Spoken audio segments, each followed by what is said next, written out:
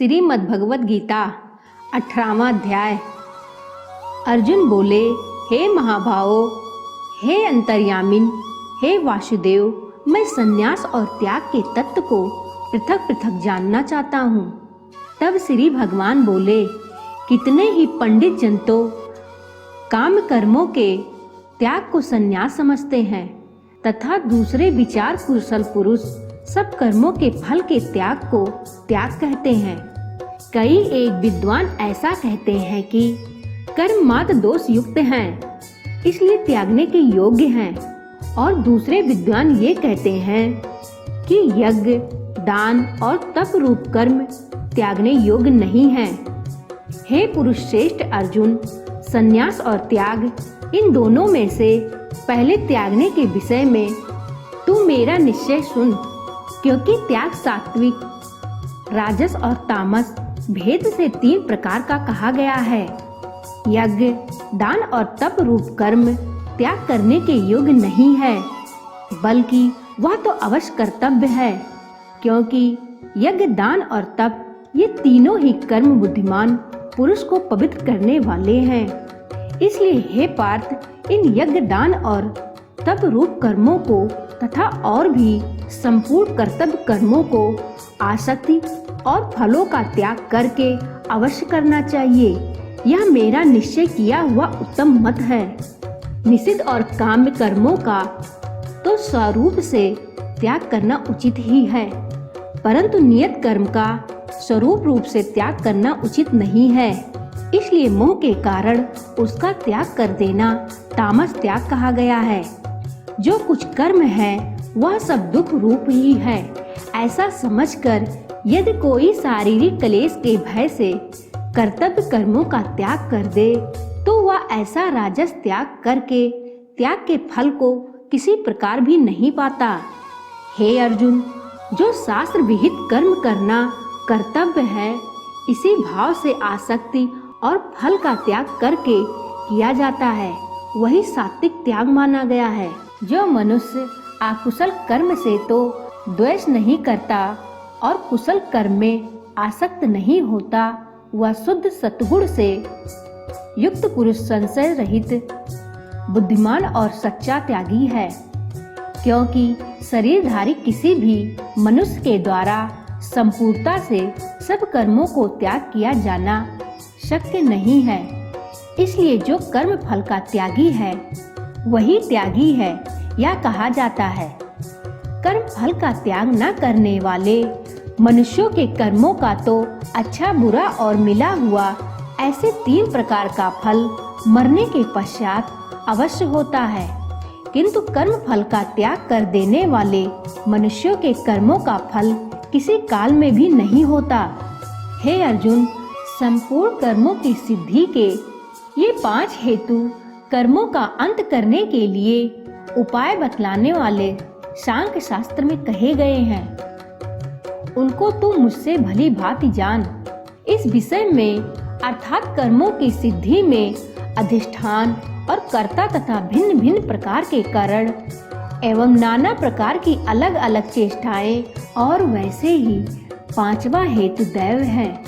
मनुष्य मन, वाणी और शरीर से शास्त्रानुकूल अथवा विपरीत जो कुछ भी कर्म करता है, उसके ये 5 कारण हैं। परंतु ऐसा होने पर भी जो मनुष्य अशुद्ध बुद्धि होने के कारण उस विषय में यानी कर्मों के होने में केवल शुद्ध स्वरूप आत्मा को कर्ता समझता है, वह मलिन बुद्धि वाला अज्ञानी यथार्थ नहीं समझता। जिस पुरुष के अंतःकरण में मैं करता हूँ ऐसा भाव नहीं है, तथा जिसकी बुद्धि सांसारिक पदार्थों में और कर्मों में लिपायमान नहीं होती, वह पुरुष इन सब लोकों को मार कर भी वास्तव में ना तो मरता है और न पाप से बचता है। ज्ञाता, ज्ञान और ज्ञेय ये तीनों प्रकार की कर्म प्रेरणा है, और कर्ता, करण तथा क्रिया ये तीनों प्रकार का कर्म संग्रह है।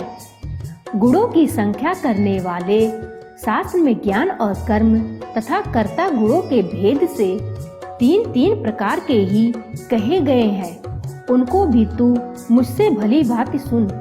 जिस ज्ञान से मनुष्य पृथक पृथक सब भूतों में से एक अविनाशी परमात्मा भाव को विभाग रहित संभाव से स्थित देखता है, उस ज्ञान को तू सात्विक जान। किंतु जो ज्ञान अर्थात जिस ज्ञान के द्वारा मनुष्य संपूर्ण भूतों में भिन्न भिन्न प्रकार के नाना भावों को अलग अलग जानता है, उस ज्ञान को तू राजस जान। परंतु जो ज्ञान एक कार्य रूप शरीर में ही संपूर्ण के सदृश आसक्त है तथा जो बिना युक्त वाला तात्विक अर्थ से रहित और तुच्छ है, वह तामस कहा गया है। जो कर्म शास्त्र विधि से नियत किया हुआ और कर्तापन के अभिमान से रहित हो तथा फल न चाहने वाले पुरुष द्वारा बिना राग द्वेष के किया गया हो, वह सात्विक कहा जाता है। परंतु जो कर्म बहुत परिश्रम से युक्त होता है तथा भोगों को चाहने वाले पुरुष द्वारा या अहंकार युक्त पुरुष द्वारा किया जाता है, वह कर्म राजस कहा गया है। जो कर्म परिणाम, हानि, हिंसा और सामर्थ्य को न विचार कर केवल अज्ञान से आरंभ किया जाता है, वह तामस कहा जाता है। जो कर्ता संग रहित, अहंकार के वचन न बोलने वाला, धैर्य और उत्साह से युक्त तथा कार्य के सिद्ध होने और न होने में हर्ष, शोक आदि विकारों से रहित है, वह सात्विक कहा जाता है। जो कर्ता आसक्ति से युक्त, कर्मों के फल को चाहने वाला और लोभी है तथा दूसरों को कष्ट देने के स्वभाव वाला, अशुद्धचारी और हर्ष शोक से लिप्त है, वह राजस कहा गया है। जो कर्ता अयुक्त, शिक्षा से रहित, घमंडी, धूर्त और दूसरों की जीविका का नाश करने वाला तथा शोक करने वाला, आलसी और दीर्घ सूत्री है, वह तामस कहा जाता है। हे धनंजय, अब तू बुद्धि का और धृत का भी गुणों के अनुसार तीन प्रकार का भेद मेरे द्वारा संपूर्णतया से विभाग पूर्वक कहा जाने वाला सुन। हे पार्थ, जो बुद्धि प्रवृत्त मार्ग और निर्वृत्त मार्ग को, कर्तव्य और अकर्तव्य को, भय और अभय को तथा बंधन और मोक्ष को यथार्थ जानती है, वह बुद्धि सात्विक है। हे पार्थ, मनुष्य जिस बुद्धि के द्वारा धर्म और अधर्म को तथा कर्तव्य और अकर्तव्य को भी यथार्थ नहीं जानता, वह बुद्धि राजसी है। हे अर्जुन, जो तमोगुण से घिरी हुई बुद्धि अधर्म को भी यह धर्म है ऐसा मान लेती है तथा इसी प्रकार अन्य संपूर्ण पदार्थों को भी विपरीत मान लेती है, वह बुद्धि तामसी है। हे पार्थ, जिस अव्यभिचारिणी धारणा शक्ति से मनुष्य ध्यान योग के द्वारा मन, प्राण और इंद्रियों की क्रियाओं को धारण करता है, वह धृत सात्विकी है। परंतु हे पृथापुत्र अर्जुन, फल की इच्छा वाला मनुष्य जिस धारण शक्ति के द्वारा अत्यंत आसक्ति से धर्म, अर्थ और कर्मों को धारण करता है, वह धारण शक्ति राजसी है। हे पार्थ, दुष्ट बुद्धि वाला मनुष्य जिस धारण शक्ति के द्वारा निंद्रा, भय, चिंता और दुखों को तथा उन्मत्तता को भी नहीं छोड़ता, अर्थात धारण किए रहता है, वह धारण शक्ति तामसी है। हे भरत श्रेष्ठ, अब तीन प्रकार के सुखों को भी तू मुझसे सुन। जिस सुख में साधक मनुष्य भजन, ध्यान और सेवा आदि के अभ्यास से रमण करता है और जिससे दुखों के अंत को प्राप्त हो जाता है, जो ऐसा सुख है वह आरंभ काल में यद्यपि विष के तुल्य प्रतीत होता है, परंतु परिणाम में अमृत के तुल्य है।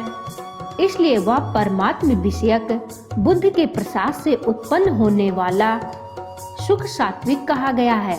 जो सुख विषय और इंद्रियों के संयोग से होता है, वह पहले भोग काल में अमृत के तुल्य प्रतीत होने पर भी परिणाम में विष के तुल्य है, इसलिए वह सुख राजस कहा गया है। जो सुख भोग काल में तथा परिणाम में भी आत्मा को मोहित करने वाला है वह निद्रा, आलस और प्रमाद से उत्पन्न सुख तामस कहा गया है। पृथ्वी में या आकाश में अथवा देवताओं में तथा इनके सिवा और कहीं भी ऐसा कोई भी सत्य नहीं है जो प्रकृति से उत्पन्न इन तीनों गुणों से रहित हो। हे परंतप, ब्राह्मण, क्षत्रिय और वैश्य के तथा शूद्रों के कर्म स्वभाव से उत्पन्न गुणों द्वारा विभक्त किए गए हैं। अंतःकरण का निग्रह करना, इंद्रियों का दमन करना, धर्म पालन के लिए कष्ट सहना, बाहर भीतर से शुद्ध रहना, दूसरों के अपराधों को क्षमा करना, मन, इंद्रिय और शरीर को सरल रखना, वेद, शास्त्र, ईश्वर और परलोक आदि में श्रद्धा रखना, वेद शास्त्रों का अध्ययन अध्यापन करना और परमात्मा के तत्व का अनुभव करना, ये सब के सब ही ब्राह्मण के स्वाभाविक कर्म हैं। शूरवीरता, तेज, धैर्य, चतुरता और युद्ध में न भागना, दान देना और स्वामी भाव, ये सब के सब ही क्षत्रिय के स्वाभाविक कर्म हैं। खेती, गोपालन और क्रय विक्रय रूप सत्य व्यवहार, ये वैश्य के स्वाभाविक कर्म हैं तथा सब वर्णों की सेवा करना शूद्र का भी स्वाभाविक कर्म है। अपने अपने स्वाभाविक कर्मों में तत्परता से लगा हुआ मनुष्य भगवत प्राप्ति रूप परम सिद्धि को प्राप्त हो जाता है। अपने स्वाभाविक कर्म में लगा हुआ मनुष्य जिस प्रकार से कर्म करके परम सिद्धि को प्राप्त होता है, उस विधि को तू सुन। जिस परमेश्वर से संपूर्ण प्राणियों की उत्पत्ति हुई है और जिससे यह समस्त जगत व्याप्त है, उस परमेश्वर की अपने स्वाभाविक कर्मों द्वारा पूजा करके मनुष्य परम सिद्धि को प्राप्त हो जाता है। अच्छे प्रकार आचरण किए हुए दूसरे के धर्म से गुण रहित भी अपना धर्म श्रेष्ठ है, क्योंकि स्वभाव से नियत किए हुए स्वधर्म रूप कर्म को करता हुआ मनुष्य पाप को नहीं प्राप्त होता है।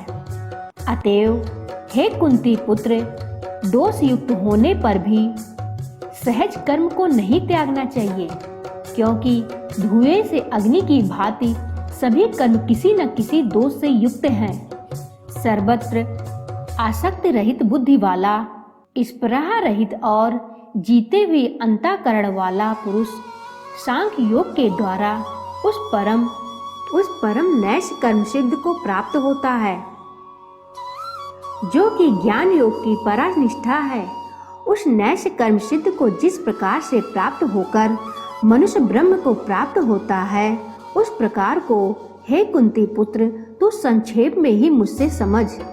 विशुद्ध बुद्धि से युक्त तथा हल्का, सात्विक और नियमित भोजन करने वाला, शब्दादि विषयों का त्याग करके एकांत और शुद्ध देश का सेवन करने वाला, सात्विक धारण शक्ति के द्वारा अंतःकरण और इंद्रियों का संयम करके मन, वाणी और शरीर को वश में कर लेने वाला, राग द्वेष को सर्वथा नष्ट करके भली भांति दृढ़ वैराग का आश्रय लेने वाला तथा अहंकार, बल, घमंड, काम, क्रोध और परिग्रह का त्याग करके निरंतर ध्यान योग के परायण रहने वाला, ममता रहित और शांत युक्त पुरुष सच्चिदानंद घन ब्रह्म में अभिन्न भाव से स्थित होने का पात्र होता है। फिर वह सच्चिदानंद घन ब्रह्म में एक ही भाव से स्थित प्रसन्न मन वाला योगी न तो किसी के लिए शोक करता है और न किसी की आकांक्षा ही करता है। ऐसा समस्त प्राणियों में समभाव वाला योगी मेरी पराभक्ति को प्राप्त हो जाता है। उस पराभक्ति के द्वारा वह मुझ परमात्मा को मैं जो हूँ और जितना हूँ ठीक वैसे का वैसा तत्व से जान लेता है तथा उस भक्त से मुझको तत्व से जानकर तत्काल ही मुझ में प्रविष्ट हो जाता है। मेरे परायण हुआ कर्म योगी तो संपूर्ण कर्मों को सदा करता हुआ भी मेरी कृपा से सनातन अविनाशी परम पद को प्राप्त होता है। सब कर्मों को मन से मुझ में अर्पण करके तथा समबुद्धि रूप योग को अवलंबन करके मेरे परायण और निरंतर मुझमें चित्त वाला हो। उपर्युक्त प्रकार से मुझ में चित्त वाला होकर तू मेरी कृपा से समस्त संकटों को अनायास ही पार कर जाएगा। और यदि अहंकार के कारण मेरे वचनों को न सुनेगा तो नष्ट हो जाएगा, अर्थात परमार्थ से भ्रष्ट हो जाएगा। जो तू अहंकार का आश्रय लेकर यह मान रहा है कि मैं युद्ध नहीं करूंगा, तो तेरा यह निश्चय मिथ्या है, क्योंकि तेरा स्वभाव तुझे जबरदस्ती युद्ध में लगा देगा। हे कुंती पुत्र, जिस कर्म को तू मोह के कारण करना नहीं चाहता, उसको भी अपने पूर्वकृत स्वाभाविक कर्म से बंधा हुआ परवश होकर करेगा। हे अर्जुन, शरीर रूप यंत्र में आरूढ़ हुए संपूर्ण प्राणियों को अंतर्यामी परमेश्वर अपनी माया से उनके कर्मों के अनुसार भ्रमण कराता हुआ सब प्राणियों के हृदय में स्थित है। हे भारत, तू सब प्रकार से उस परमेश्वर की ही शरण में जा। उस परमात्मा की कृपा से ही तू परम शांति को तथा सनातन परम धाम को प्राप्त होगा। इस प्रकार ये गोपनीय से भी अति गोपनीय ज्ञान मैंने तुझसे कह दिया। अब तू इस रहस्य युक्त ज्ञान को पूर्णतया भली भांति विचार कर, जैसा चाहता है वैसा ही कर। संपूर्ण गोपनीयों से अति गोपनीय मेरे परम रहस्य युक्त वचनों को तू फिर भी सुन। तू मेरा अतिशय प्रिय है। इससे यह परम हितकारक वचन मैं तुझसे कहूँगा। हे अर्जुन, तू मुझ में मन वाला हो, मेरा भक्त बन, मेरा पूजन करने वाला हो और मुझको प्रणाम कर। ऐसा करने से तू मुझे ही प्राप्त होगा। यह मैं तुझसे सत्य प्रतिज्ञा करता हूँ, क्योंकि तू मेरा अत्यंत प्रिय है। संपूर्ण धर्मों को अर्थात संपूर्ण कर्तव्य कर्मों को मुझ में त्याग कर तू केवल एक मुझ सर्वशक्तिमान सर्वाधार परमेश्वर की ही शरण में आ जा। मैं तुझे संपूर्ण पापों से मुक्त कर दूंगा। तू शोक मत कर। तुझे यह गीता रूप रहस्यमय उपदेश किसी भी काल में ना तो तप रहित मनुष्य से कहना चाहिए, ना भक्त रहित से और न बिना सुनने की इच्छा वालों से ही कहना चाहिए, तथा जो मुझ में दोष दृष्टि रखता है उससे तो कभी भी नहीं कहना चाहिए। जो पुरुष मुझ में परम प्रेम करके इस परम रहस्य युक्त गीता शास्त्र को मेरे भक्तों में कहेगा, वह मुझको ही प्राप्त होगा, इसमें कोई संदेह नहीं है। उससे बढ़कर मेरा प्रिय कार्य करने वाला मनुष्यों में कोई भी नहीं है, तथा पृथ्वी भर में उससे बढ़कर मेरा प्रिय दूसरा कोई भविष्य में होगा भी नहीं। जो पुरुष इस धर्म में हम दोनों के संवाद रूप गीता शास्त्र को पढ़ेगा, उसके द्वारा भी मैं ज्ञान यज्ञ से पूजित होऊंगा, ऐसा मेरा मत है। जो मनुष्य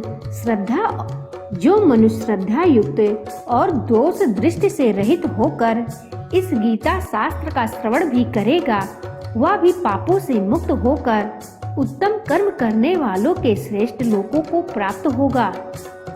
हे पार्थ, क्या इसको तूने एकाग्र चित्त से श्रवण किया? और हे धनंजय, क्या तेरा अज्ञान जनित मोह नष्ट हो गया? तब अर्जुन बोले, हे अच्युत, आपकी कृपा से मेरा मोह नष्ट हो गया और मैंने स्मृति प्राप्त कर ली है। अब मैं संशय रहित होकर स्थित हूँ, अतः आपकी आज्ञा का पालन करूँगा।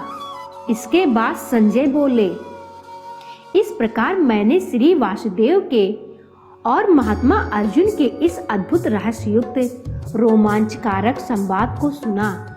श्री व्यास जी की कृपा से दिव्य दृष्टि पाकर मैंने इस परम गोपनीय योग को अर्जुन के प्रति कहते हुए स्वयं योगेश्वर भगवान श्री कृष्ण से प्रत्यक्ष सुना है।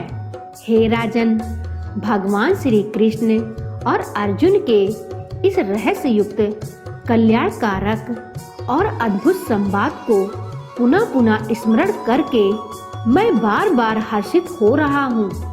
हे राजन, श्री हरि के उस अत्यंत विलक्षण रूप को भी पुनः पुनः स्मरण करके मेरे चित्त में महान आश्चर्य होता है और मैं बार बार हर्षित हो रहा हूँ।